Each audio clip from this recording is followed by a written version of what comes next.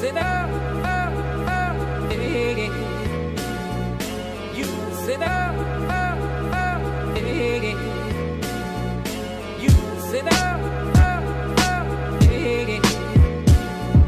you said,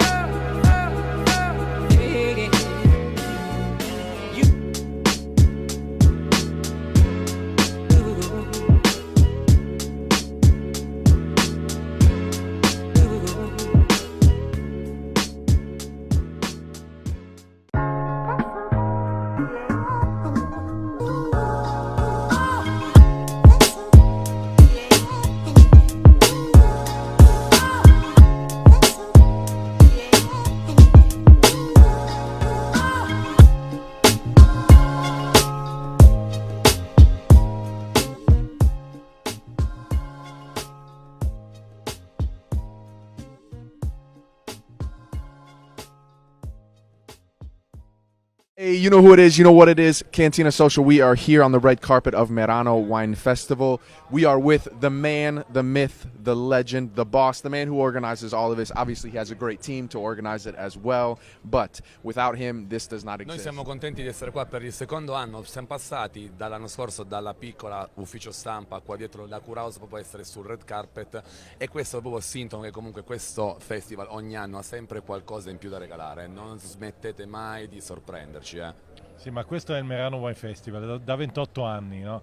Io personalmente cerco sempre di trovare un connubio, da una parte il vino, ovviamente cercando di interpretare l'eccellenza, connubio con la parte internazionale, la parte del food e quindi delicatessen, e quindi tutte quelle parti dell'Italia che rappresentano oggi la gastronomia per eccellenza, e poi soprattutto quest'anno la parte esterna, no? Creando un percorso, creando un po' qualcosa di diverso, no? Cioè io avevo detto ieri, per esempio, ho voluto portare un po' un touch di Rambla di Barcellona a Merano, no? Far vivere praticamente il Merano anche nelle ore serali, portare avanti il Merano WineFestival fino a mezzanotte. E direi che siete riusciti, perché here on the red carpet, really, this place is alive until the wee hours of the night and the early hours of the morning, probably much to the chagrin of those who live around here, but only for a couple days, Merano turns into this incredible event. Quest'anno, what, in your opinion, what is that thing? What is that new thing? Last year we talked a little bit about rosé and rosé wines that were becoming more and more important, especially with climate change. Is there a focus this year for you that you really wanted to touch on? Sì, quest'anno in maniera particolare abbiamo i vini dell'anfora, no? L'anfora ha assunto un aspetto, diciamo, importante. Quando si va nel Cursal si vede questa anfora grande, soprattutto per quanto riguarda l'Italia. Ci sono 25 cantine, no, che abbiamo selezionato, che fanno questa vinificazione in anfora. Abbiamo poi la Georgia che fa la referenza della storia, quindi 9.000 anni di storia, e questo per me è stato, diciamo, un po' la spinta per dire mettiamo in evidenza l'anfora. Questo anche, da una parte si parla di innovation, wine ed innovation, però dall'altra parte ritorniamo indietro nel tempo. Bello, cioè veramente cerchiamo di vivere quello che alla fine ha marcato il vino negli ultimi 9.000 anni, e l'anfora è stato un po' il punto di riferimento. We are huge fans of amphora. Every wine festival that I go to, I always try and make a stop and go find producers who use it, because it does give such an honest touch to the wine. It's a container that does so much without being so invasive. So thank you to giving space to this. And I've talked to other journalists, other people who have been inside, and said, make sure you go and taste the Georgian wines. Even there, the quality is beginning to, with more attention, the quality always seems to increase, and I think that is definitely happening now. Che dire, sono 28 anni, tra un po' saranno 30, se ogni anno ci stupisci così, io immagino che comunque voi abbiate in serbo per i 30 anni qualcosa di molto particolare. Le persone che stanno venendo quest'anno, io le trovo diverse rispetto all'anno scorso, e i produttori sono più contenti delle persone che stanno partecipando. Chi è che sta veramente vivendo il Merano WineFestival quest'anno? Questa è una buona domanda, ma effettivamente anche il pubblico, vedo in tutti questi anni c'è un po' un cambiamento anche del pubblico, e questo è bene, no? Ovviamente sono riuscito a gestire i flussi del pubblico meglio, per non creare questa affluenza come era l'anno scorso, cosa importante, perché altrimenti il produttore non riesce a entrare in contatto con il consumatore o con l'operatore. Poi ovviamente la cosa importante è la comunicazione, no? Cioè cercare di raggiungere veramente quelle persone che sappiano apprezzare anche qui di nuovo questa combinazione tra vino, cibo, culinaria e prodotti tipici, ma anche Merano come città e tutto l'intorno. E per quello io sono molto contento anche delle condizioni meteorologiche, perché sì. venerdì pioveva e invece sabato e oggi soprattutto vedi le montagne innevate, siamo a Merano in un momento veramente particolare, tutto questo fa sì che gioiamo insieme e il bello è che quando sentiamo magari notizie che in giro per il mondo abbiamo bisogno di questi momenti, abbiamo bisogno di condividerli, di stare insieme e un po' diciamo dimenticarci di tanti altri problemi che sono in giro per il mondo. That is a beautiful and honestly profound point, and I think that you do. Being here, whether you live here or whether you're here visiting, you're taken away. You live. It's a bubble in the best sense of the word. You're living in a place that is so peaceful. Walking across the bridge, Hotel Terme, the mountains. It's a frame. It's a picture that I personally never get tired of seeing. So hopefully this is our third year. Hopefully there'll be a fourth and many more to come. I'm sure it will be. Thank you again for all the work that you do. And hey, Merano WineFestival 28th edition and many more to come. So if you didn't make it this year, make sure you start and get ready for next year, because again, we can only imagine what they're going to be pulling out. Grazie mille, Helmut. See.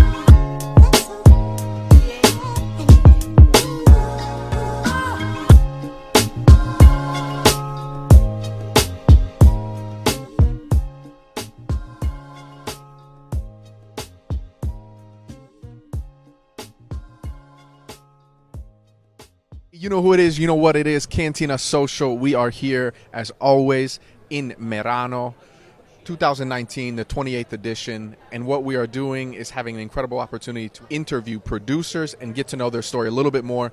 We've already talked about them on our page, Ritterhoff. These wines this year absolutely blew us away.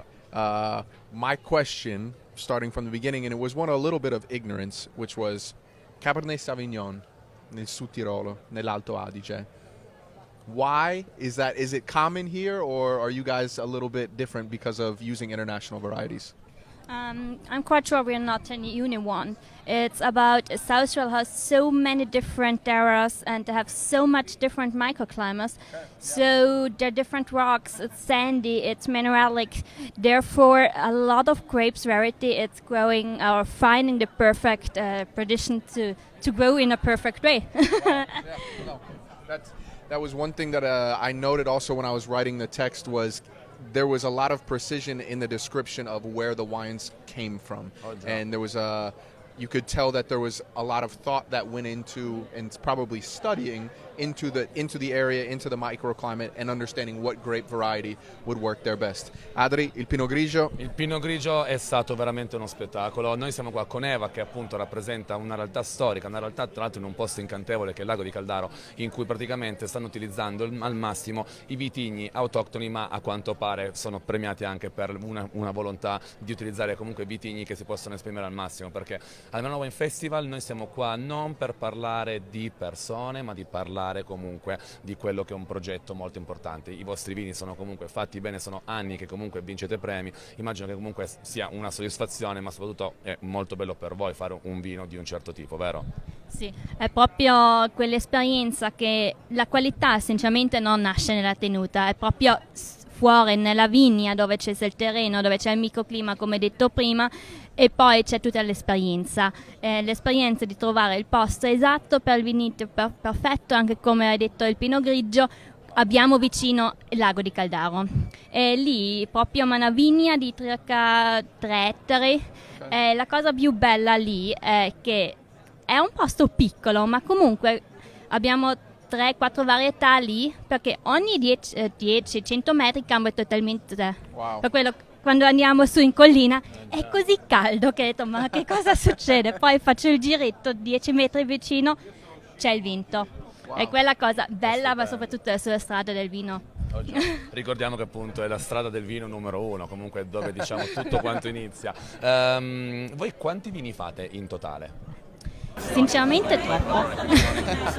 No, sarebbe bello avere solo 6, ma abbiamo 10 ettari della famiglia propria e poi ci sono 30 dei nostri fornitori che lavoriamo già nella 4ª generazione. Vuol dire quando lavoriamo con qualcuno non diciamo questo prendiamo, questo no. No, cresciamo insieme, per quello abbiamo anche tutta quella varietà e la varietà cresce anche dalla storia dell'Alto Adige. E quindi quante referenze fate? 20 in totale. Poi abbiamo quelle 3 linee, che è la linea terra, quella base, dove diciamo quelli autentici, tipici altoatesini. Poi abbiamo la linea colles, quelle selezionate, quelle un passo più vicino al cielo. Okay. E poi i tesori, quello produciamo solo quando tutti gli elementi della natura dicono di sì. Certo, Per quello quando non c'è un anno perfetto non lo produciamo, perché o come al nostro cliente questo è una promessa. That is a beautiful promise to be able to keep and have the ability to do that. Obviously, when you make a lot of wines, you actually, it's not such a bad thing because you're giving yourself space also to do some very, very special things that happen at very unique times. When all of those elements come together and you're able to produce wines that are of exceptional quality, I personally can only imagine if what we drank already in some sense blew our minds for what it was, to be able to go back now and possibly taste some of these tesori, these treasures that they have. I can only imagine what type of experience that would be.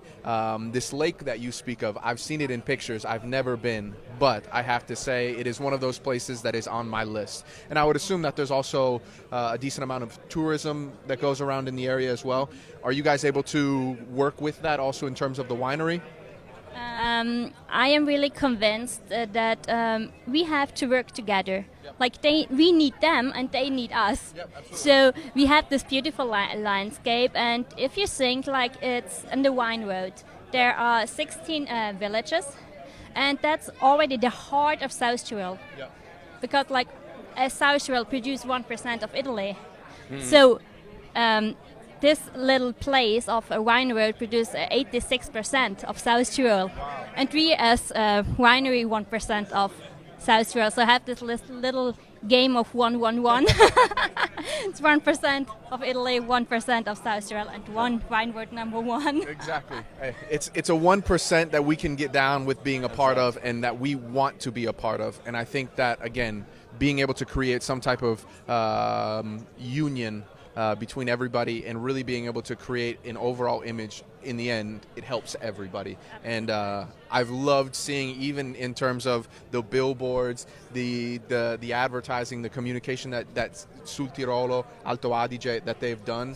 It is an incredible job, and I can guarantee you that it's been successful. Voi comunque fate tantissimo sistema ed è una cosa che comunque noi apprezziamo da sempre. Siete stati veramente voi, tra l'altro il paradosso è che noi siamo Cantina Social e quindi proprio andiamo a rappresentare quello che per voi è proprio un modo assoluto di lavorare da sempre, quindi appunto si sta parlando di fare un lavoro tutti quanti per portare al meglio il proprio lavoro e il proprio prodotto, andando ovviamente a fare un discorso di 4 generazioni in cui vai a collaborare, quindi non è più solamente mi dai l'uva e basta, lì è proprio la volontà di fare bene e fare tanto.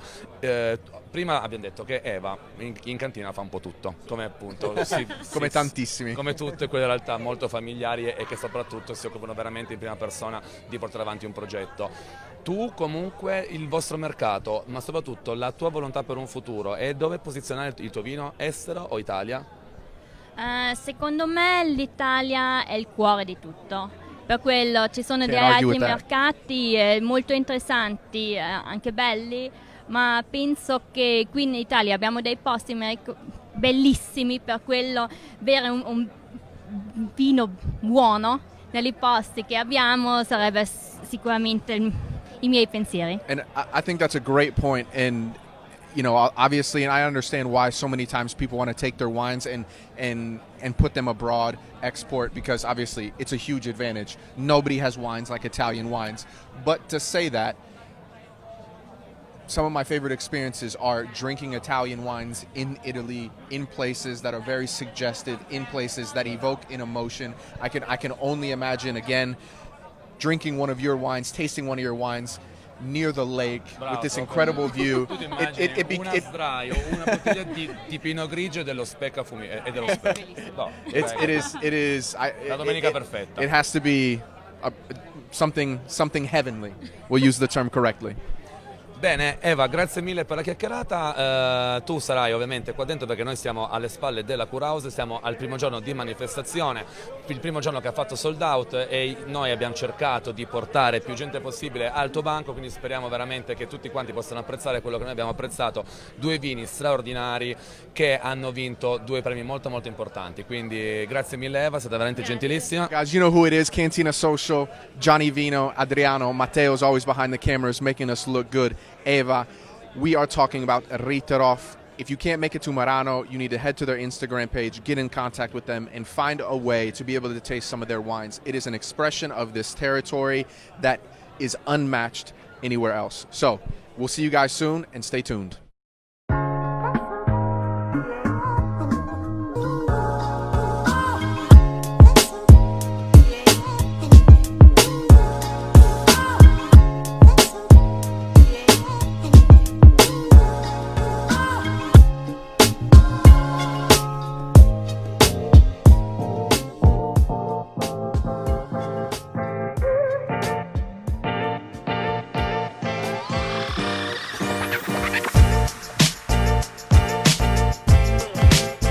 Come ben sapete, la vite, appena piantata, ha bisogno del suo tempo prima di produrre l'uva pronta per essere vinificata.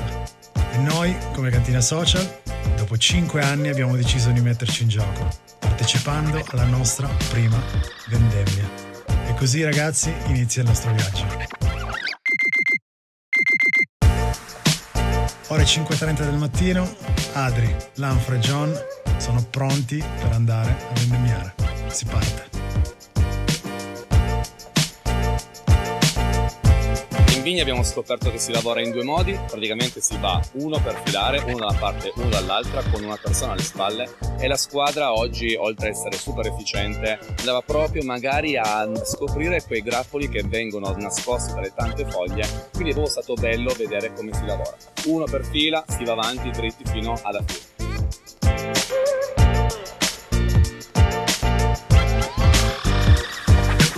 Allora, la cosa che mi ha colpito di più sicuramente è stata il lavoro in team dentro la vigna.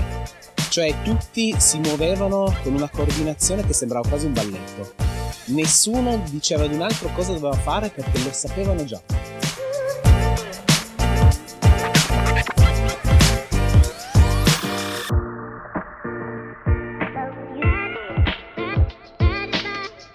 The other piece of the whole harvesting is actually the first phases of the winemaking. we've always gone into, and I've personally always gone into cellars that it's been after these first processes where they press the grapes in mosto, the first, let's say, juice comes out. I've never actually seen that ferment, to actually see the grapes be transformed into juice, get that, and then actually see these first phases of fermenting and see this wine that's becoming alive now and actually moving because of what's going on, and also the CO2 that's inside. It was all a very unique experience that I surely won't forget. And it just gives you a better idea, once again, the entire process that happens from grapes to the bottle, and it's pretty enjoyable to be a part of all that. So thank you.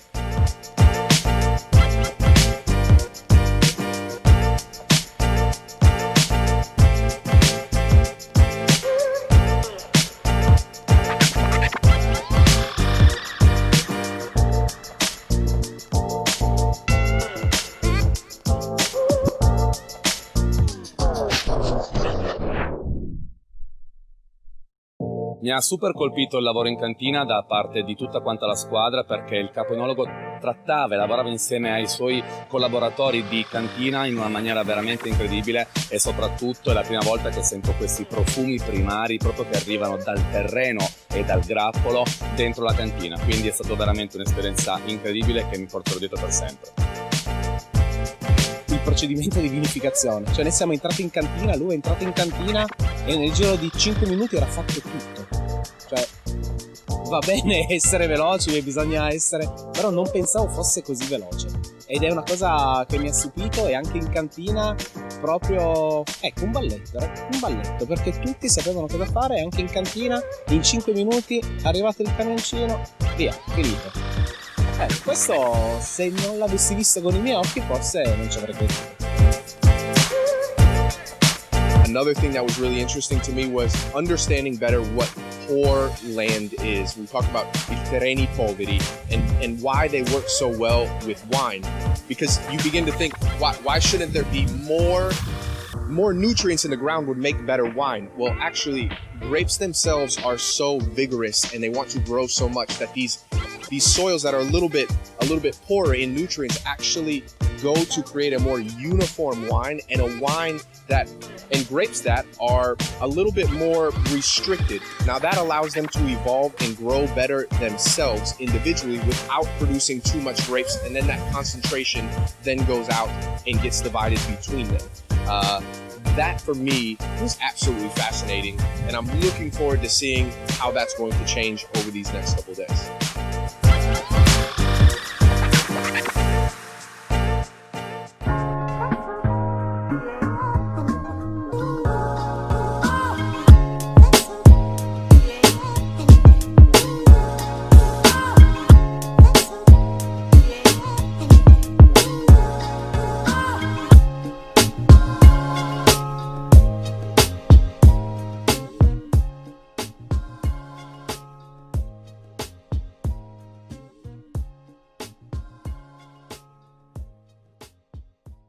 You know who it is, you know what it is. Cantina Social, Johnny Vino, Adriano, Matteo's behind the cameras as always. And next to us, we have a very, very special guest coming from Cantina Varvaglione. You guys have seen it. We've talked about it in a post and also our live streaming. These wines absolutely blew us away. And we're here to get a little bit more of an inside scoop of exactly what has been going on. Marzia is here, and Adri, secondo te? Tu hai detto il primitivo, io avevo detto il negro amaro. Esatto. Cosa ti ha colpito? Mi ha colpito la storia, mi ha colpito il negro amaro che si esprime in una maniera totalmente diversa, ma proprio mi ha colpito questa famiglia che da tantissimo tempo si impegna a portare la Puglia comunque a un livello superiore. Noi siamo con alle spalle la scena di gara del Merano WineFestival, la famiglia Varvaglione ha vinto 2 premi importantissimi, un gold e un rosso, adesso ci appunto dire da Marzia. Cosa si prova a vincere questo premio e cosa vuol dire comunque portare avanti una tradizione così importante con una Puglia che sta andando così tanto forte in questo momento nel mondo del vino? Beh, intanto è un premio che non ci aspettavamo, sembra quasi scontato dirlo, ma è arrivato davvero così proprio come un regalo. Inoltre la collezione privata Negramaro fa appunto parte di una collezione speciale di cui facciamo un numero molto limitato di bottiglie e sono tutte quante uve selezionate da mio padre, infatti porta il nome di Cosimo Barbaglione. Tra l'altro la retroetichetta è bellissima, quel claim è fantastico. Come era già, ognuno decide di impegnare il tempo libero come vuole, io l'ho fatto così, cioè è stupendo proprio. Sì, è una dedica che mio padre ha fatto a se stesso quel vino, quindi appunto ogni uomo è libero di dedicare del tempo a se stesso, il proprio tempo libero, e il suo tempo libero coincide con la sua passione. Quindi non è mai tempo libero veramente, cioè nel senso è un di più. L'hobby del lavoro è fantastico, se ci pensi. Se vogliamo in questo lavoro un po' tutti quanti mischiamo tempo libero e lavoro, quindi ci divertiamo così. Tra l'altro Marzia ha preso un aereo alle 3:30, domani ne ha un altro praticamente alle 7 del mattino, quindi appunto se questa non è passione per il suo lavoro io non so più che altro cosa fare, giusto Johnny? La passione è ovviamente quello che porta tutto avanti. The phrase on the back of the bottle, again, how you dedicate your time, you can choose. And Cosimo, her father, the third generation, dating back to 1921, he chose to do it, making this wine. And I think that is one of those things that you taste. You taste the passion. It's something that you can perceive. And to me, one of the things that has really interested me the most in this past couple years, we've traveled to Puglia a couple times, and obviously I don't know so much of the story, but in the past the perception of wines from the south of Italy was not always the best. Let's just say that. But right now there is a growing and increasing attention into the way that things are done, and obviously even l'albarello, using old traditional styles to still bring something modern to winemaking, I think is amazing. That obviously has to be a conscious choice of the family to do something like that.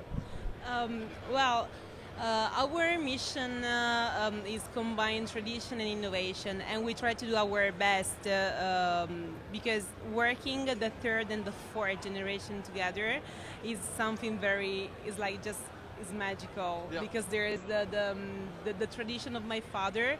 At the same time, there is our generation, because me, my brother, and my sister are together, three of us involved already in the winery. So we are bringing in our way something new. So we have the albarello, the tradition, and at the same time the modern style of winemaking that today it's making Puglia achieve very good result. Yeah. We were talking about it today, and in a forum that we were talking, where we were speaking at, and I mentioned that, in my opinion, it's this next generation of Italian winemakers, the younger people who are going to be coming in, who are really going to be the ones who create new value, new importance, and really are able to transform the Italian culture of wine and be able to export that into the world. Obviously, I think a gold award and a red award is a perfect way to begin that whole process. So congratulations to you.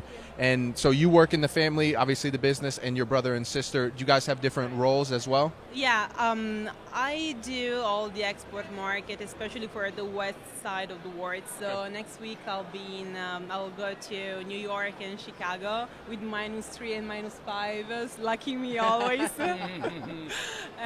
My brother instead travel more on the east part of the world, so like China and all the southern east. And then I do all the marketing and communication together with Rosanna, by the way. Instead, my sister, she's still studying winemaking in Udine, so we're pretty close to her right now. Very cool. And she's the younger. She's the youngest, yeah. The youngest. Mi ha corretto giustamente, ma no, sto Maybe younger than me, scherzando. for sure, no. Ok, adesso facciamo così. Tuo papà per hobby si è fatto una collezione, siete comunque al terzo, quasi quarto giro di boa. Il vino quindi ormai è una garanzia che si è fatto in un certo modo, quindi comunque nel senso ve lo siete già detto, capito tutto quanto. Tutto il resto invece, la comunicazione, questa intervista comunque che andrà sui social network e basta. Come hanno vissuto la parte diciamo della vecchia guardia e come invece voi state vivendo questo nuovo approccio del mondo dei social network? Wow, è facile, grazie, no, infatti volevo proprio questa domanda. In realtà io sono entrata in azienda 6 anni fa e non avevo esattamente un ruolo, perché studiando economia sono andata un po' così random. E la prima cosa sulla quale mi sono buttata un po' per divertimento anche sono stati il restyling delle etichette e il sito, fino a poi ad arrivare su Facebook e Instagram. Come visto dalla vecchia generazione è curioso, perché mio padre non capisce niente, ogni tanto mi manda qualche foto, oh mi hanno mandato questo, bellissimo, quindi questa è la sua reazione, sicuramente entusiasta di come stanno andando le cose. Inizialmente, soprattutto per il nostro far marketing un po' duro, cioè abbiamo anche delle etichette molto eclettiche nelle nostre linee giovani, quindi inizialmente siamo stati anche tanto criticati, forse si vedeva un'impronta troppo femminile, cosa che invece oggi non è più, anzi ci riconoscono proprio per questo stile totalmente diverso, quindi se prima ero un po' spaventato, adesso ogni tanto arriva anche la pacca sulla spalla. Ecco, comunque alla fine, appunto, come si dice, il Merano WineFestival abbiamo scoperto in questi anni che non premia solamente proprio la qualità del vino, ma c'è tutto quanto un discorso alle spalle. Tutto quello che succede alle nostre spalle in questo momento è figlio e frutto di una ricerca di comunque qualcuno che si impegna a 360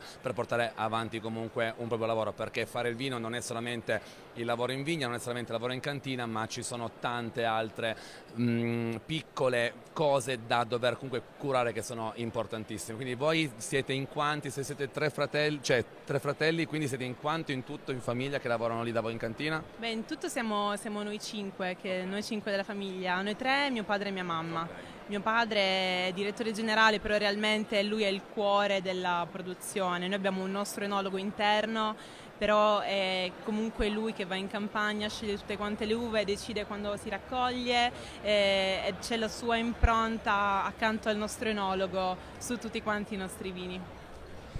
Sono storie di famiglia bellissime che a noi piacciono tantissimissimo, siamo molto contenti di potervi raccontare una storia pugliese di questa Puglia che noi negli anni abbiamo scoperto essere veramente un passo avanti, cioè nel senso noi da buoni piemontesi, quindi sai un attimino radicati nel nostro castello, il nostro bellissimo trono fatto di Nebbiolo, Barbera, Dolcetto & Company, aver scoperto una Puglia così ci ha fatto veramente un sacco di piacere. Comunque immagino che per voi infatti all'estero com'è questa Puglia? Come viene vista? La Puglia all'estero è uguale ai Primitivo. Okay, sì. Secondo me a volte viene anche misinterpretata la Puglia, nel senso che il Primitivo di Manduria oggi è raffigurato come un vino ciccione, potente, super corposo e ci sono alcuni che lo estremizzano in un senso cattivo, però credo che la Puglia all'estero oggi è un sinonimo di qualità a dei prezzi più abbordabili, perché c'è da dire che comunque con la qualità del Primitivo non si riesce sempre a bere la stessa qualità a quel prezzo, quindi la Puglia di questo ha fatto il suo punto di forza e tutti quanti insieme stiamo veramente cercando di garantire la qualità alla base di tutto. I can't tell you how many friends and family that I have who absolutely love Primitivo, because I think for a young wine consumer or someone who maybe doesn't have the culture and hasn't gone through, because obviously everybody's tastes change. You start with a wine and that's not always the wine that you finish with. But I will say a lot of the wines from Puglia, and especially Primitivo, is a great wine to start with. It's a great wine for you to start with, and it's something that everybody can enjoy. In our tasting that we did, for me, the Negramaro was absolutely incredible. Those light notes of licorice and also those earthy tones were absolutely incredible, and it gave something. And I don't mean this. I don't mean this in any negative way. A lot of times, it's really easy to like Pugliese wines. This wine was easy to like, but it had a structure and a personality that didn't seem like it was from Puglia. Yeah. And again, hats off to you guys because you're doing some absolutely incredible work. So enjoy Chicago, enjoy New York. Chicago is one of my favorite cities in the world. So if you need any help with restaurants or anything, I am here for that. But once again, Cantina Social, Varvaglione, since 1921, making absolutely incredible wines, going on the 4th generation. If you guys see their labels, understand that is a guarantee for quality. And we hope to see you very soon, and hopefully in Puglia. For sure. Ciao. Grazie mille, ciao.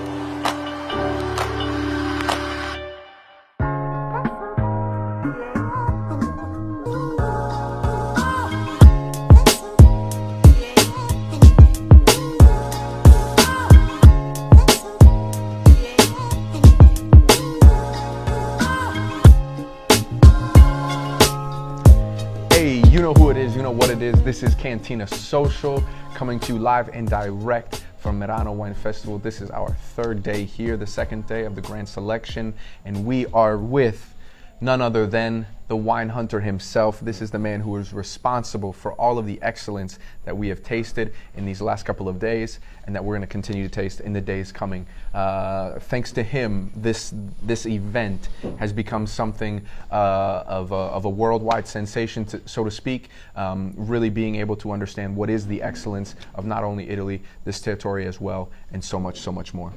Ragazzi, oggi è il secondo giorno della selezione ufficiale, è il quarto giorno per noi in quello che è uno dei nostri festival preferiti. Siamo qua insieme alla persona che 27 anni fa ha creato un meccanismo fantastico che vi fa conoscere e riconoscere quello che è l'eccellenza italiana e non solo. Stiamo insieme appunto al patrono di questo evento, il wine hunter in persona, il signor Helmut Köcher, che appunto da 27 anni porta avanti una tradizione che ormai per noi è una cosa fantastica. Quindi grazie mille per essere qua con noi. Adesso noi vorremmo che lei un po' ci raccontasse quello che è il retroscena di questo evento. Ormai tutti quanti la conoscono, quindi direi che non è neanche più necessario andare a spiegare quello che fa, perché sono 27 anni che comunque questa cosa è conosciuta. Sempre più gente ogni anno, noi sono 2 anni che veniamo, abbiamo proprio visto quest'anno ancora venire gente di più interessata, sempre più persone che comunque sono legate a questo mondo, quindi noi vogliamo proprio un po' sapere il presente di questo evento e anche il futuro del Merano WineFestival.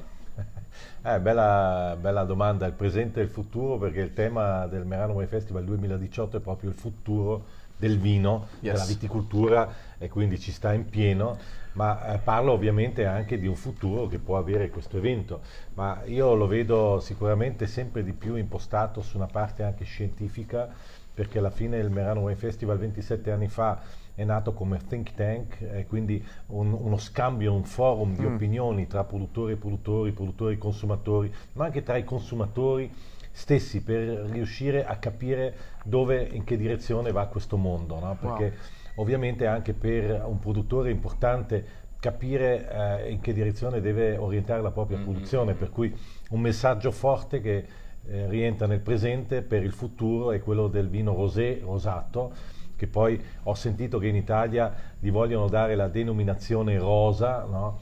E rosa esprime già un concetto, oltre ad essere un vino di facile beva, ma molto, molto piacevole, devo dire. Poi rappresenta una varietà di tutta l'Italia, dal nord al sud, e questa è veramente una particolarità che unisce, no? E quindi può essere un traino per l'Italia molto molto forte anche di fronte a un cambiamento climatico. Il rosa, il rosé, è un vino che sicuramente anche di fronte a dei scenari magari drammatici come certi climatologi ci stanno già proclamando, e il rosa può essere un'opzione, anche perché se vediamo i trend sul mercato, il consumatore diventa sempre più giovane, il consumatore, quello giovane, vuole avere in English, tu dici easy drinking, no? Quindi la piacevolezza, e poi rosa anche diventa più rosa, più pink, quindi la donna che, se penso a 27 anni fa, quando ho fatto il primo Merano WineFestival, la donna stava dietro l'uomo, lo accompagnava, e se parliamo di una percentuale di 100%, la donna forse aveva il 20%. Adesso andiamo al Merano WineFestival, la donna non va più dietro l'uomo, quasi l'uomo va dietro è cambiato lo scenario, no? E comunque c'è anche tanta competenza. Io vedo comunque proprio tanti avventori di questo festival che non sono più quelli che vengono a farsi un giro perché è un evento bello, ma sono proprio persone che sanno già cosa vanno a trovare, perché comunque lei ha fatto una scelta e vengono semplicemente a garantirsi il prodotto che già conoscono. Ecco, questo è un po' il messaggio anche che c'è dietro, no? Al Merano WineFestival non è che puoi venire così tanto per vedere e magari poi provare qua e provare, no, devi avere una certa base, una certa competenza, e quindi devi essere una persona a cui piace bere il vino, a cui piace magari assaggiare dei prodotti particolari. Allora, se hai questa predisposizione, chiaramente in quel momento sei anche disposto ad assaggiare non solo 5 vini, magari 50 vini, no?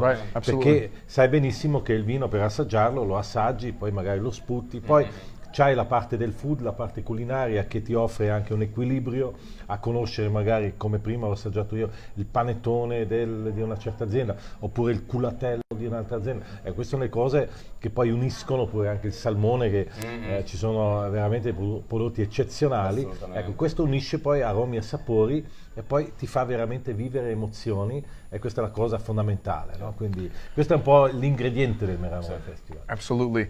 All right, I'm not going to try and recap everything that was just been said, but I will do my best. I think some of the most interesting parts of all of this is the innovation and where tradition meet. We talk about this all of the time in wine, but just to hear and understand that this whole entire event really started as a think tank, so to speak, between producers, consumers, and those who work inside of the sector, obviously just shows you the necessity to exchange ideas and understand where the markets are going. And not just that, how climate change, which is such an incredible and such an important topic right now, not only in the world and in our daily lives, but also in this world of agriculture and the cultivation of grapes for wine. And so understanding where that goes, and then how that can follow a market trend as well. These are the things that are talked about and discussed here at Merano WineFestival. So is it an event for quote unquote everyday people? Yes, you can come here and really enrich your experience with wine. If you have a passion for wine and for food, this is a place where you can come and learn. But if you're also already someone who is fully involved and has had a lot of experience in this world, this is the place where you go to learn more, where you go to talk to other producers, and where you go to talk to people who are producing some of the products that we talked about today in the Gourmet Arena, which is, again, some of the best food in the entire world, and offering people the opportunity to taste them, and as he was saying before, really create this emotional experience that's connected to these two worlds.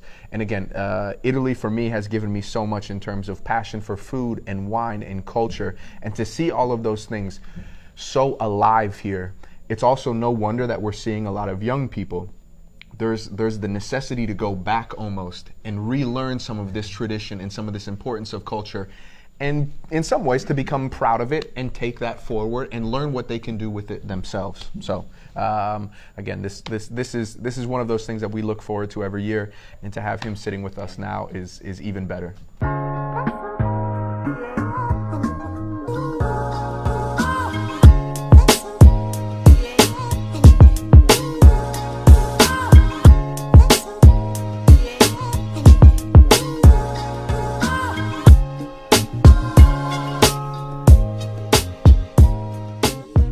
It is true to be at a 28th edition, and to be at a rate we've seen it in the last 3 years, and you've probably seen it for more.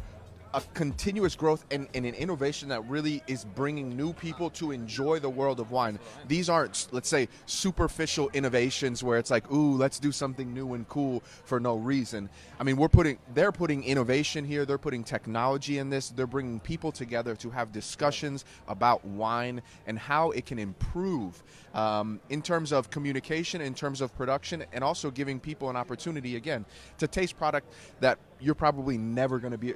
Not never. No. It's real difficult to be able to get your hands on some of the bottles that are going to be inside today, and this is just a grand selection. The next couple days are going to be even. There's a vintage day. Ed è solo sabato, ragazzi. Solo sabato. Ieri abbiamo fatto un bel intervento al The Circle, che è questo il padiglione off sulla via del Red Carpet di Merano, e ci sono stati diversi appuntamenti alle diverse ore, in cui si sono affrontati dei temi davvero molto interessanti. Noi abbiamo partecipato alle due, abbiamo parlato veramente di digitale, di un sacco di temi caldi del nostro lavoro, ma più che altro poi ieri abbiamo fatto un bel passaggio a biodinamica, e poco peccato, è vero. Però anche sì. Però Lanfranco, il nostro 4 new entry, lui ha fatto un bel giro, ci ha fatto vedere anche delle foto, e comunque andate sui stories, andate a vedere qualche etichetta. The labels that we tasted, that Lanfranco tasted yesterday, gives you an idea of kind of where the quality once again is moving in the terms of the world of biodynamic and organic wines. That's always been a question. Obviously, there's a lot of, let's say, murky water around all of the different names that you can have, but the bottom line is, if people are caring more about the vineyards, if they're using less man-made products to put into the wines, you're going to have a product that might be a little bit difficult to manage, and that's what winemaking is. But if you're able to increase that quality, hey. Ma infatti proprio il venerdì è la volontà di esprimere al meglio questa filosofia, che comunque è una filosofia che si riscontra anche ovviamente nella gran selezione. Diciamo che proprio il venerdì è dedicato proprio a quelli che ci hanno messo veramente l'impegno, il marchio e soprattutto proprio la volontà di fare un prodotto che vada totalmente sul bio e ovviamente sul dinamico. Quello che succede invece oggi, abbiamo più un palmarès un po' più ampio, dove abbiamo dei grandissimi e storicissimi brand che giustamente ogni anno vengono qua per conferma. Il bello del Merano è che tu devi venire qua giustamente perché comunque è il posto in cui si fa più network sul mondo del vino dell'anno, tolto ovviamente Vinitaly, che è una fiera che nasce per quello. La cosa comunque proprio bella nostra invece è avere a che fare con una selezione di una persona che ha tirato su tutto questo cinema, che è una città che si ferma. Tra l'altro è anche un cinema. Esatto, infatti, tutto questo cinema. Tra l'altro ieri ragazzi abbiamo partecipato alla cena di gala, è uno degli eventi sicuramente più emozionanti del festival.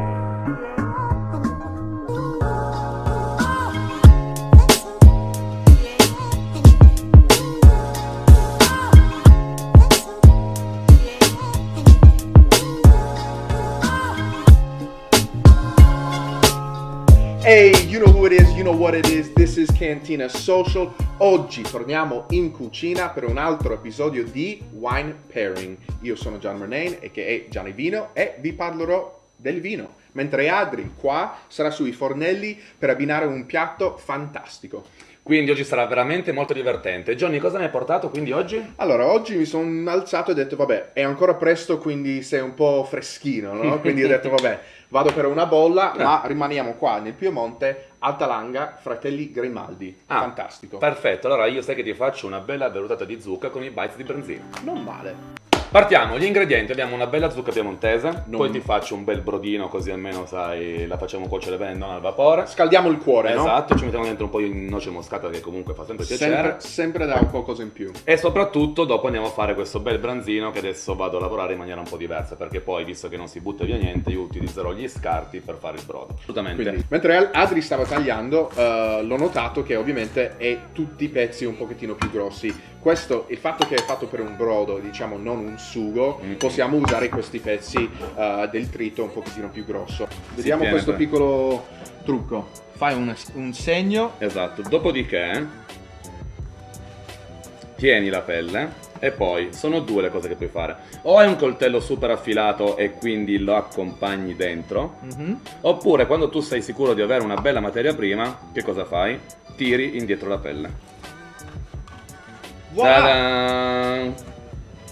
E vedi, cioè, lo vuoi un po' così, lo togli tutto questo, lo metti in bocca, via, non devi pensare. No, esatto, perché comunque allora la pelle dà quella nota comunque un po' marognola, cioè per due motivi. Soprattutto quando è cotto velocemente ad un'alta temperatura. Esatto. Quindi comunque noi in questo momento qua stiamo cercando di dare più spazio possibile al vino, quindi di non avere gusti troppo impegnativi e troppo impegnati, quindi abbiamo tolto tutte quelle parti che possono essere un po' troppo rispetto al vino. Comunque andiamo proprio a marinarlo leggermente per due motivi: A, perché comunque noi qua stiamo parlando del vino; seconda cosa, comunque abbiamo bisogno che questo pesce qua venga trattato il meno possibile, e l'alcol comunque è già un acceleratore, comunque va già un po' a cuocere. Gli andiamo a mettere un po' di lemongrass, che fa figo, non impegna, un po' di sale, gli diamo una mischiolata e questo resta qua per 10 minuti. Cheers. Bello. Yep. Gran struttura. Yes, absolutely. Ha un bel corpo, c'è struttura, c'è tutto, ma rimane leggera e c'è quell'acidità che pulisce. Bene, la zucca è pronta, Yes. ha cotto i suoi 10 minuti, il yes. branzino marinato il tempo necessario perché comunque il vino entri Siamo al suo pronti. interno, esatto, dopodiché adesso si va a cucinare. Esatto, quindi il brodo è pronto, stiamo usando semplicemente una padella per cucinare questo branzino. Potresti usare il forno? Si potrebbe, però comunque noi qua cerchiamo sempre di dargli anche un po' di struttura, un po' di texture e quindi una bella scottata per dare un po' di crunch. Esatto. Un po' di crunchiness. Crunchiness per me è forse la cosa più essenziale per ogni piatto. Sì. Allora, adesso cosa stai facendo? Adesso faccio questa bella vellutata. Quindi lo stai togliendo la zucca che avevi messo prima, esatto. E adesso fai una vellutata solo di questo. Solo di questo, Okay. Io non aggiungo mai niente perché comunque bisogna rispettare la materia prima il più possibile. L'unica cosa che poi ci aggiungi è giusto un goccio d'olio se hai bisogno di comunque dargli un po' più di cremosità, ma bene o male comunque si usa questo bel brodo e di conseguenza verrà tutto molto più facile. La si lascia un attimo indietro in modo tale che comunque lei possa scaldarsi mentre c'è il mini timer che gira. Comunque un alimento caldo quando è mosso crea ancora più calore, quindi va a scaldarsi ancora di più, e soprattutto è molto più facile stare un goccio indietro piuttosto che invece averla avanti. Ha un profumo molto pulito, molto semplice, ogni elemento è molto presente, soprattutto quel pizzico di branzino che l'abbiamo messo dentro, secondo me sarà fantastico. E poi io, come nella purea, come nella vellutata, proprio mi piace un sacco mettere la noce moscata e di conseguenza un goccino qua dentro ci sta. Allora, siamo raggiunti il nostro livello di croccantezza che ci piace. Oh già. Abbiamo la nostra vellutata che per me è molto sottovalutato. Questa te la rubo sicuramente. Però è una cosa semplice, lo fai bollire una verdura, ma ha un sacco di gusti.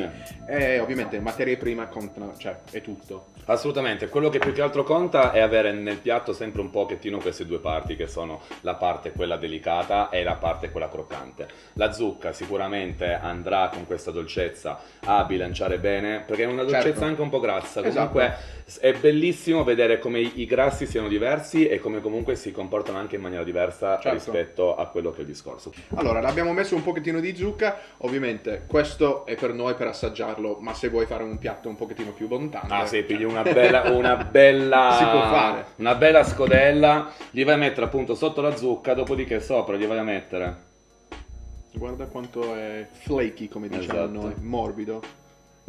ne metti 2 o 3 pezzi, ovviamente dalla parte quella un po' più sinistra. Siamo arrivati al momento più bello di oggi. Prego, per me. Io lo assaggio, come giusto, prendo un pochettino di tutto, prendo un po' di zucca, prendo un po' di branzino.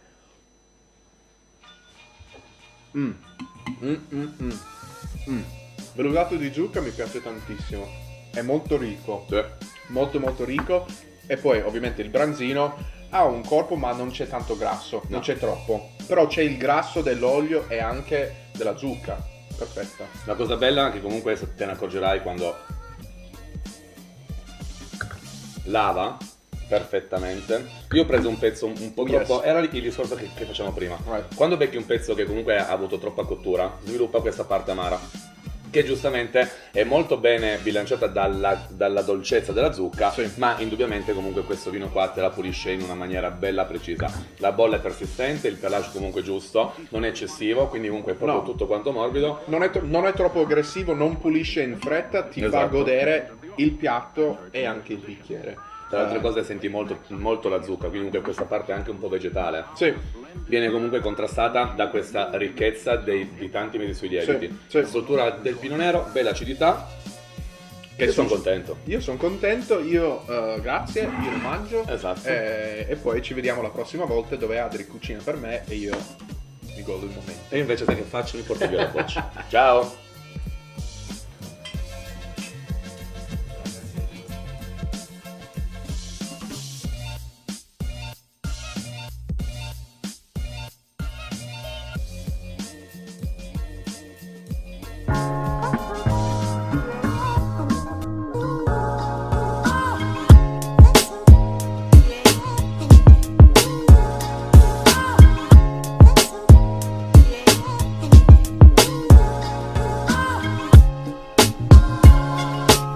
La protagonista della mattinata appunto di Johnny e Matte, io non ci sono stato come sempre e di conseguenza lascio la parola a questi baldi giovani e presentiamo quella che è la vostra bellissima realtà.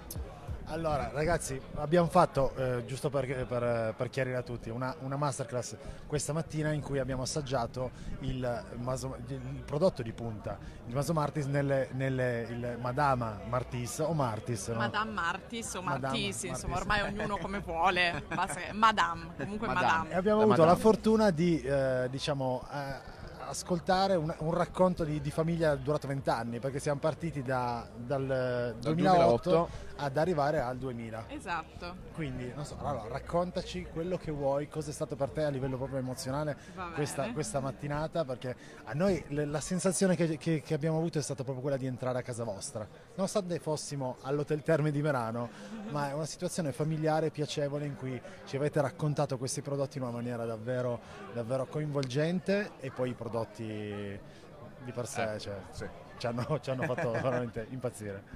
Bene. Allora, quello che voglio dire intanto è ringraziarvi per queste bellissime parole. Il nostro obiettivo era proprio quello di farvi sentire a casa nostra.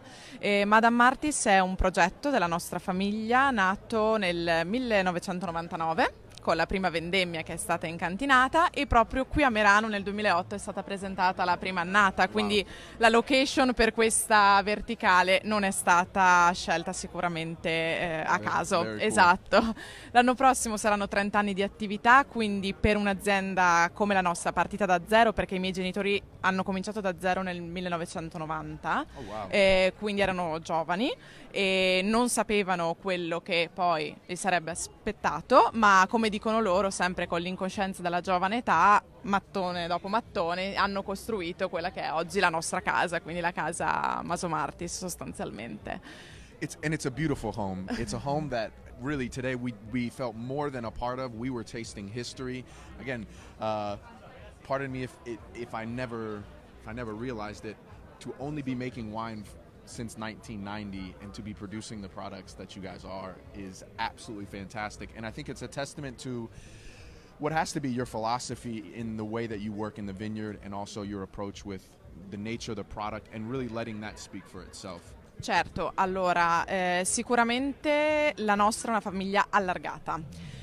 Quindi quello su cui puntiamo noi è il lavoro di squadra. Abbiamo creato una grande famiglia, perché Matteo, che avete conosciuto oggi, il nostro enotecnico, è con noi dal 1994, e ormai anche i ragazzi che lavorano il vigneto, dove nasce il primo prodotto per fare il vino, ossia l'uva, sono con noi ormai da tanti anni. Noi lavoriamo in biologico dal 2013, quindi sicuramente abbiamo un'attenzione particolare verso l'ambiente, perché questa è la nostra filosofia. Quindi noi viviamo, perché viviamo proprio nel Maso, e ci lavoriamo, quindi vivere in un ambiente salubre comunque è un'attenzione verso di noi e verso il consumatore finale.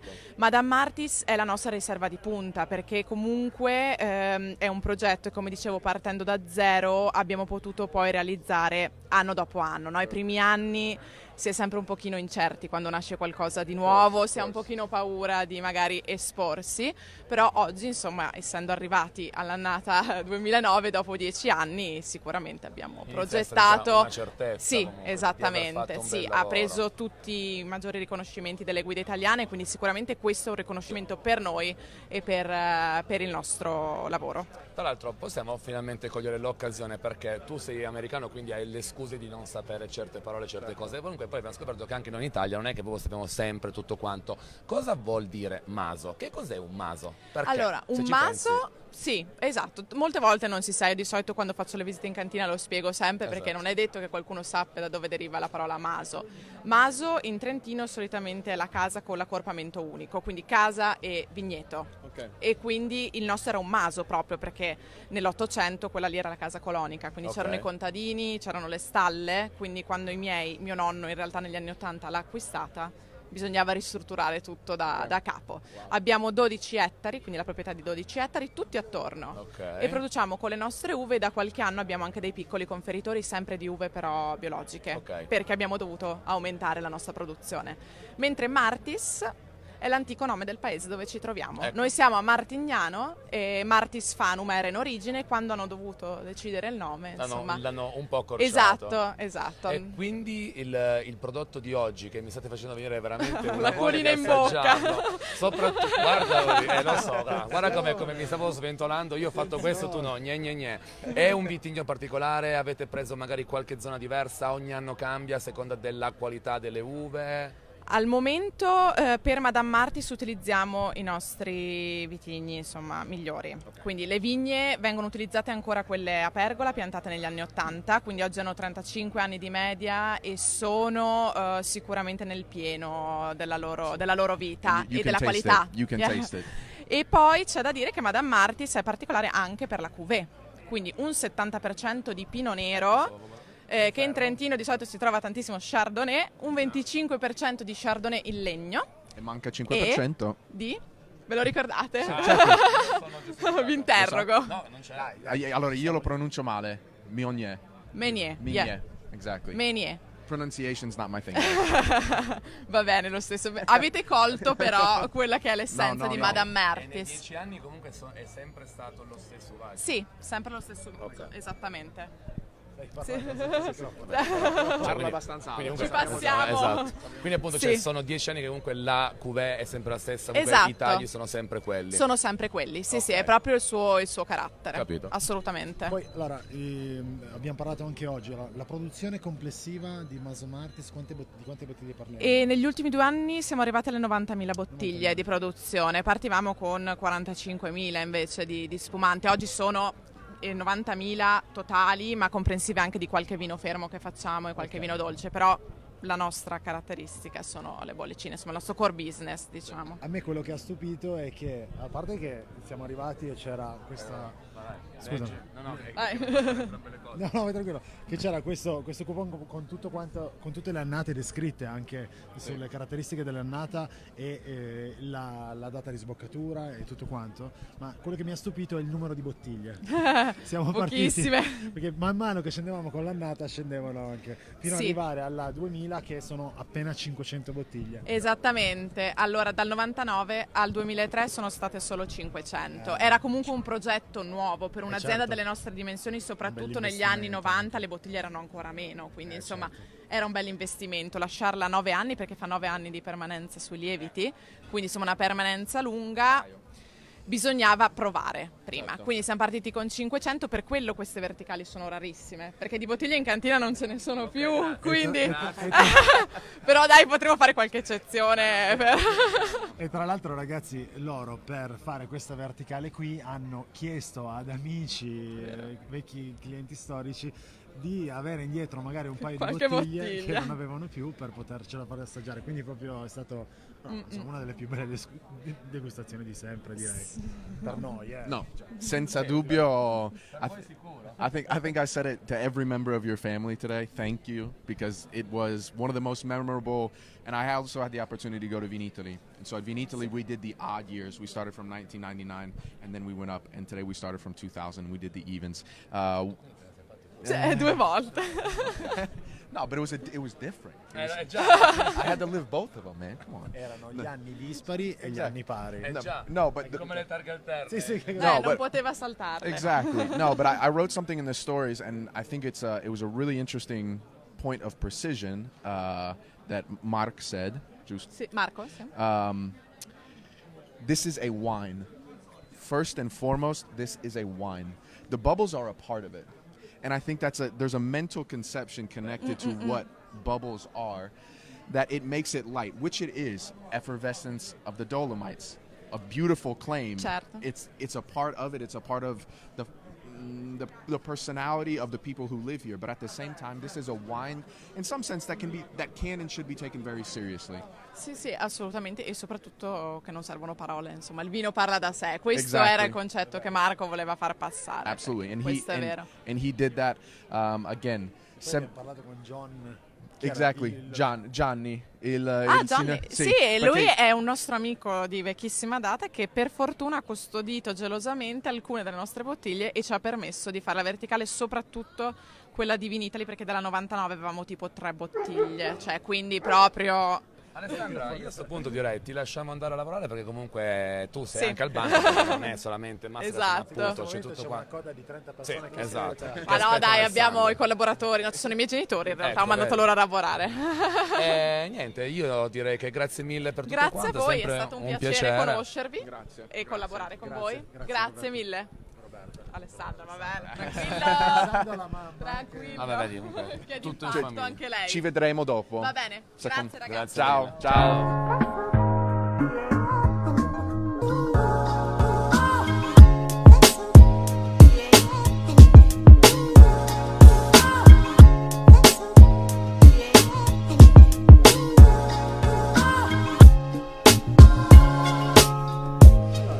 Bene. Allora, presentiamo una persona che abbiamo conosciuto quest'anno in Puglia. Sì. Non lo conoscevamo affatto. No, ma va, poi non fa TV, non fa niente. Non fa insomma. niente, non fa niente. È un caro ragazzo che si chiama Nicola Prudente. Esatto. E Prudente non lo è affatto, No. come ha detto un attimo fa. Il carissimo Tinto, vieni qua, dai. Dai. Se ci fosse un applauso, Non possiamo Sì, sì. mettere. Ci vorrebbe un ciao Antonio. Vieni qua, Vieni in mezzo, va, in the middle. In the middle. Hi, John. Hey, my man. My name is Tinto in Italian, in English painted. Painted. Okay, yeah. Painted. I like that. Yeah. What are we gonna paint the town? Are we painting the town blue, red, white? Red, because red. red wine. Y'all got it. That was the assist of the year right there. Alley-oop. Tinto, what don't you do? Tu fai tutto. Sì, beh, tutto, le pulizie no, per ora, no, per arrotondare no. Io sono il conduttore di Decanter su Rai Radio 2, trasmissione che da 18 anni racconta attraverso le frequenze della radio il mondo enologico con un sorriso. Poi da poche settimane anche sulla 7 in televisione con un programma che si chiama Mica Pizza e Fichi, che è un modo di dire italiano come dire mica pizza e fichi, tipo qual è il sito di riferimento per gli amanti del vino e per la rete? Cantina Social. Mica pizza e fichi, cioè. Tra l'altro vi sto facendo un po' di promozione qua al Merano, grazie. perché vado da tutti e dico ma tu hai la cantina? E tutti, beh certo sì, sono a Merano, ho la cantina, ma sei sui social? Non tanto, e allora Cantina Social. That's the man right here. Wait.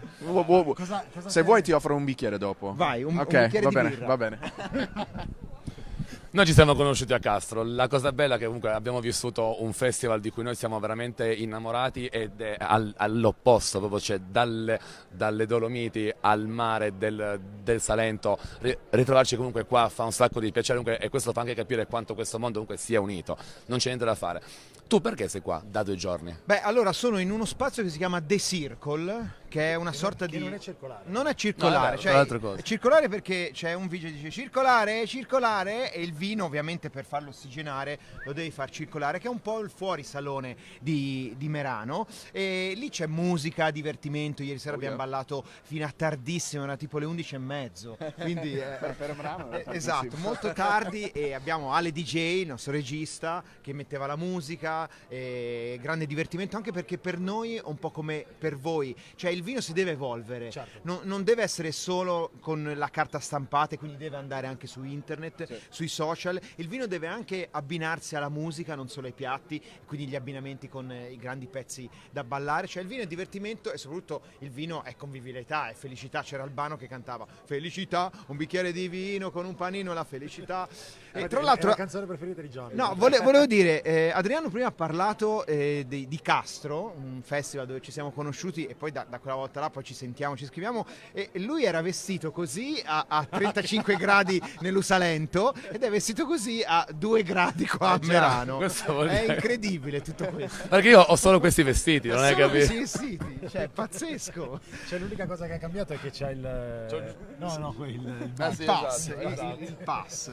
Allora. Quindi vi condividerò sui miei social Tinto 1976, che è l'anno di nascita. L'anno di nascita, Sì. ok. Tra l'altro domani, lo ricordiamo, qua a Merano è la giornata delle riserve. Absolutely. Tant'è vero che questa sera durante Juve-Milan giocherà Rugani, che normalmente è una riserva al posto di Bonucci. Sei del Milan? Sì. Vabbè, dai, ma potete anche non venire questa sera allo stadio, diciamo. No, però Vai. no, per, domani. Beh sì, ne ho in serbo e anche in croato molte. Una domanda, perché ovviamente il vino è una cosa da assaggiare, da bere, da vivere.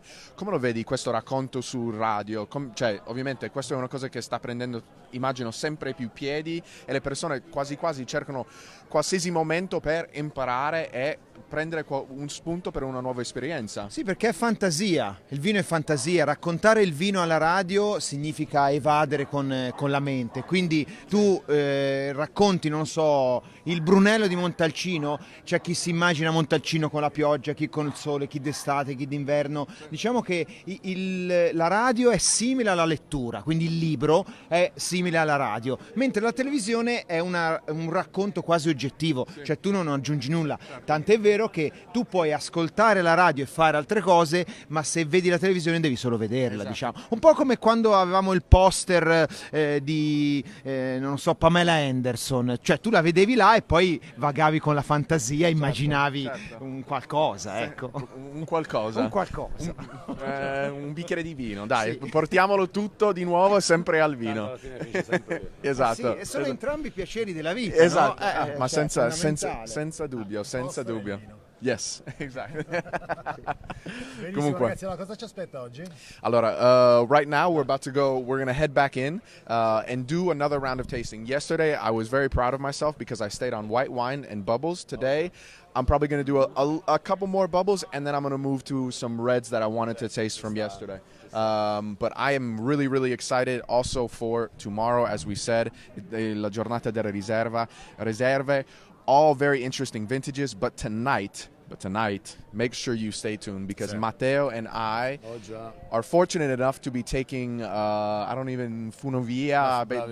It's basically, a giant ski lift, and we're going to the top of a mountain in an incredible resort, an incredible architecture project. And then we're going to be going up there, enjoying some amazing food, and also all platinum award winning wines. Bella Henry. Tra l'altro, se adesso tu entri con noi, offro io, non ti preoccupare. Va bene, perfetto. Perché Allora io vi ho sei portato un omaggio. Grazie. Questo lo mettiamo qua. Ci sta, ma sì, sta bene. Dai. Diciamo, no? Perché siete fantastici, viva i ragazzi, i miei amici di Cantina Social. Hey. Ciao da Merano! Ciao. Yes, Ciao. you know who it is, you know what it is, Cantina Social. We are here for the rest of the day, tomorrow and Tuesday.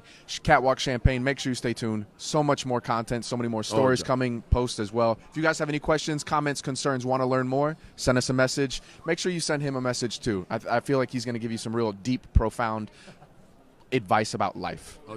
Peace, y'all. Ragazzi.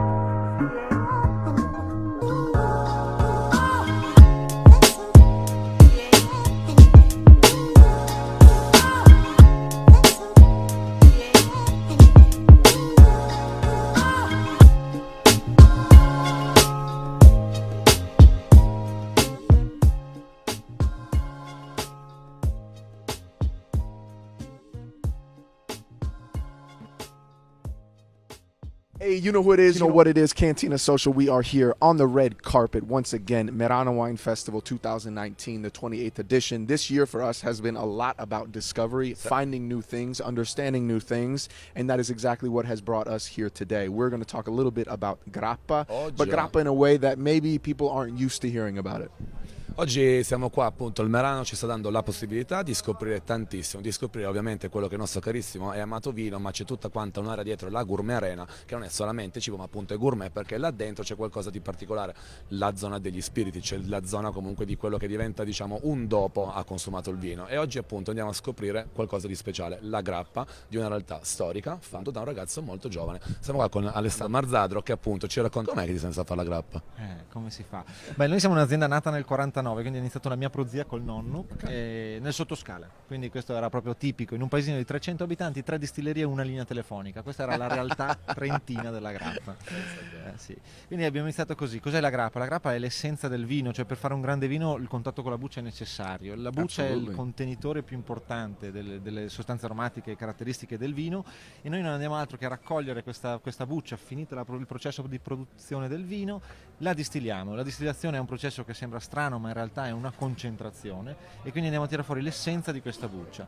Alcol, ovviamente, sostanze aromatiche e un po' d'acqua. Questo è quello che è in estrema sintesi la grappa. That is a great way, and I don't think I've ever heard that before. Grappa being the essence, in some sense, of what wine can be and what the grapes are. Obviously, if anybody out there, I know a lot of people who watch from the United States. Obviously, we talk a lot about, we enjoy a lot different distilled liqueurs, from gins, vodkas, all of the whiskeys, bourbons. It's a part of our culture and we really enjoy it. But grappa is something that is so territorial. And what I love about grappa and in general with grapes, obviously things change every year. So maybe sometimes you're not always going to get the exact same process, but we're talking about distilling the grape skins. A fascinating process, and obviously to be doing it here. What types of grapes do you guys usually use? Normalmente noi utilizziamo tutte le varietà disponibili sulla nostra zona, quindi parliamo di Trentino, Alto Adige e parte della Valpolicella, quindi dalle varietà che formano l'Amarone allo Chardonnay tipico del Trento Doc, piuttosto che il Gewürztraminer tipico delle zone dell'Alto Adige. So we're talking a wide variety of grapes that can come in and be used, and I'm guessing that each one gives its own flavor profile as well. Diciamo che possiamo dividerle in 3 grandi categorie, tutto quello che è varietà rosse, varietà bianche e varietà aromatiche. Questo cambia, rende la grappa un prodotto complesso, come tutto quello che esce dal nostro paese è complesso, Certo. Non è facile da spiegare perché è fatto da un insieme di tanti sapori e tanti stili che quindi richiedono una piccola spiegazione, perché non tutte le grappe, non tutte le varietà piacciono a tutti. Absolutely. But I think one thing that we've seen here is when something is done very well, it's fun to communicate and it's fun to get to people to try, because from the moment you try and you hear a story like yours, a family that dates back to the 1940s, making distilled liquor in a town where I can only imagine the size on the map, looking at it from Google Maps, how small it may be. Exactly. You don't see it on the map. To be able to have that type of story and to be able to put out a product that has to be very, very satisfying. But you guys are talking about not just people enjoying grappa per essere grappa come digestivo, ma ci sono anche altri modi per essere utilizzato. Loro praticamente hanno proprio l'intenzione di svecchiare quello che comunque che è un prodotto molto particolare, non è un prodotto sicuramente facile, ma soprattutto è un prodotto che comunque si presta anche ad altre cose, non è più quella cosa, la famosa dammi una grappa barricata, una grappa gialla, penso che siano tutte parole che ti possono dare un fastidio boia. Perché, un po' di brividi, forse infatti, giustamente, perché comunque c'è un impegno grandissimo alle spalle, quindi voi che come state combattendo questo fenomeno mentale? Ma sicuramente facendo assaggiare il prodotto a volte rende la vita molto facile, perché davanti alla reazione di un consumatore, il consumatore anche se non ne sa, ne capisce. E quindi questo è il primo passo. Sicuramente dalla grappa bianca alla grappa invecchiata c'è stato un primo grande passaggio, quindi abbiamo inserito la grappa nella categoria dei distillati, perché fino a quell'epoca si beveva per digerire e per scaldarsi, quindi diciamo che avevamo un approccio totalmente diverso. Quindi l'invecchiamento ci ha aiutato a entrare, diciamo, nella categoria dei distillati. Il passo che stiamo cercando di percorrere è quello di farla entrare nella miscelazione. Perché questo? Perché il giovane, la mia età, la vostra età, quando si avvicina a un distillato non si avvicina col consumo liscio, ma si avvicina prima di tutto col consumo miscelato. Quindi la miscelazione ci deve aiutare a far conoscere un distillato che è ricco, complesso, cosa che però oggi viene premiata, perché diciamo che l'era della vodka è passata, possiamo dire, in Europa, quindi oggi il consumatore accetta che nel distillato ci sia sapore e ricchezza, e la grappa è questo, no? I think obviously not to put another name out there, but we are, as many people are, we're huge fans of gin because there is something particular to gin. People can make it in different ways. It can become complex, but it can also have an identity. Not to speak badly about others, but I don't know how many times I've had a vodka where I thought that it had an identity to it. It kind of served a purpose, and that was about it. But with a grappa, I'm someone who personally, I really enjoy it. I enjoy strong flavors. I'm lucky enough to be able to have Filuferu and some names in terms of this world that are quite known. And I love hearing stories about someone like you who's interested in trying to communicate this in a new way and get people to use it. As an ex-bartender, you're opening up a Pandora's box, really, to the types of things that you can create, being creative and doing things that still give an identity, obviously, to a territory. Sì, sicuramente di concreto c'è che anche il prodotto grappa è cambiato, perché negli ultimi 25-30 anni il metodo produttivo, l'attenzione per la materia prima ci dà un distillato più elegante e più fine.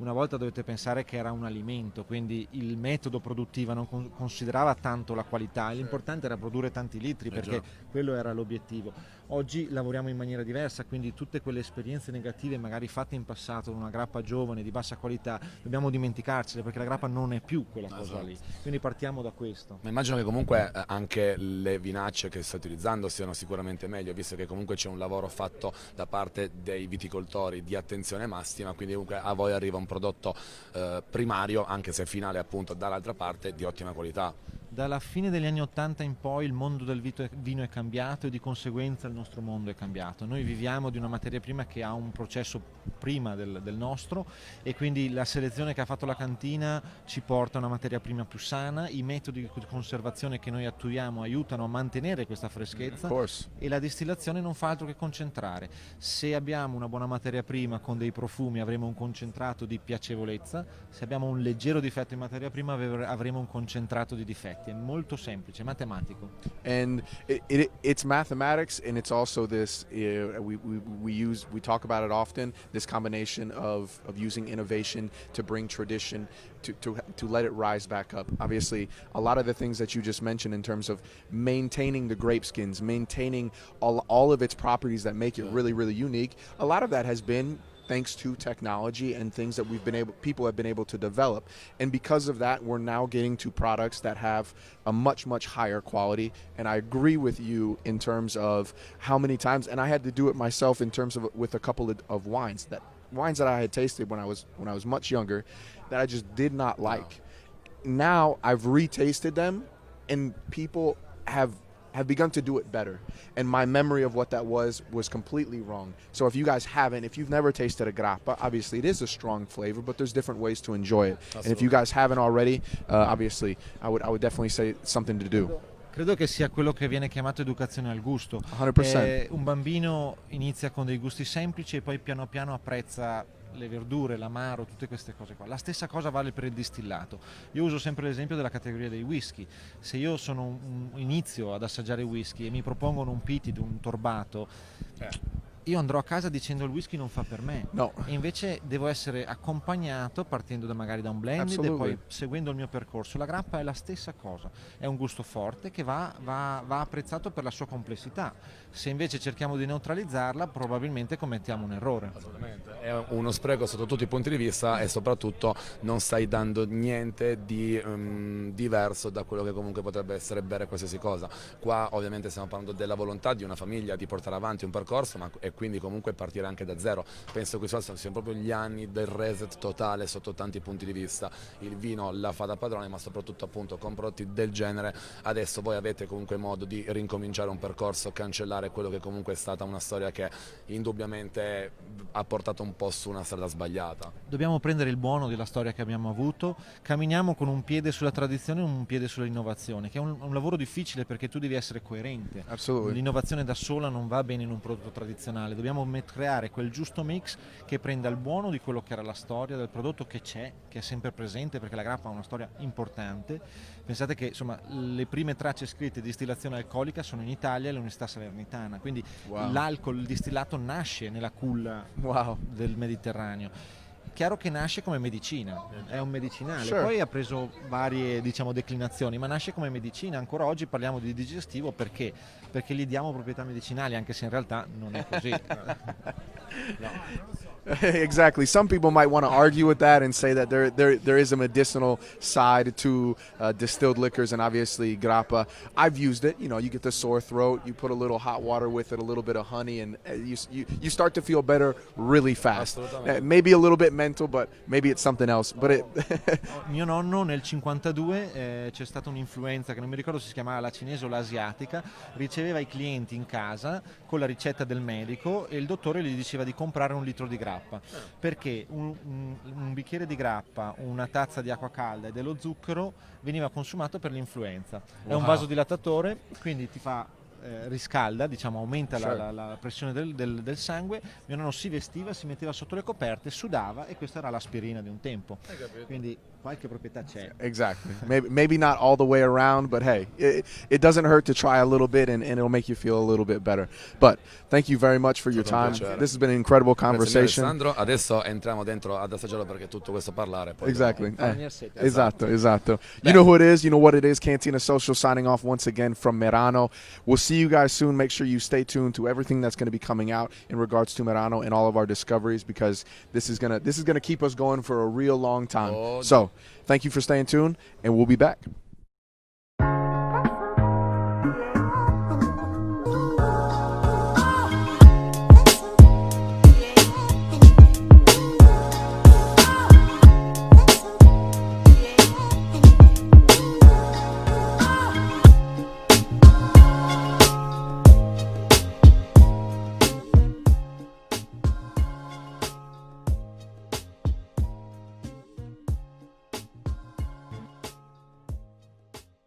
Hey, you know who it is, you know what it is, Cantina Social. We are here live on the red carpet, giving you the very best of Merano WineFestival 2019, the 28th edition.